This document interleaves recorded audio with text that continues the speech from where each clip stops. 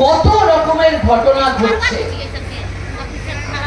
তুষ্টিকরণের রাজনীতিতে বাংলা ঝাড়খণ্ড ভরে গেছে। সবচেয়ে বড় কথা, প্রধান ইস্যু বাংলাদেশি ঘুষপেটিও। বাংলাদেশ থেকে লোকজন চলে আসছে, কলকাতা দিয়ে চলে আসছে, আমাদের বাংলা দিয়ে চলে আসছে, বর্ডার দিয়ে এসে আজকে এখানে পুরো জমি একদম কবজা করে নিচ্ছে। তারপরে কি করছে? আমাদের আদিবাসী মা বোনেদের বিভিন্ন ভাবে ভুল নিজের নামের পরিচয় দিয়ে, তারা হিন্দুর নামে পরিচয় দিয়ে তাদেরকে বিয়ে করছে।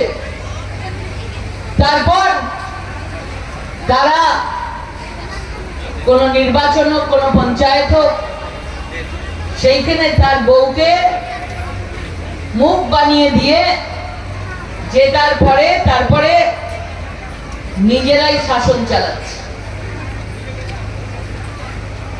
ये लोग बांग्लादेश के आके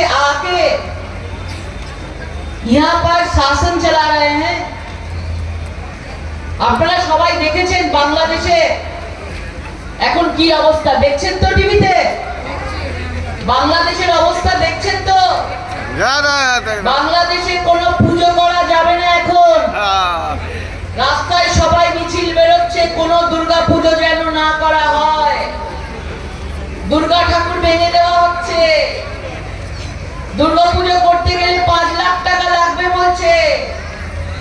মা বোনেদের ঘরে ঘরে গিয়ে হুমকি দিচ্ছে যে মুসলিম হতে হবে।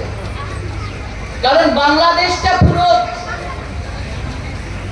একটা কোটার নামে আন্দোলন করতে গিয়ে, ছাত্রদের কোটার চাই বলে আন্দোলন করতে গিয়ে পেছনে সব জামাত, সব লোক একসাথে হয়ে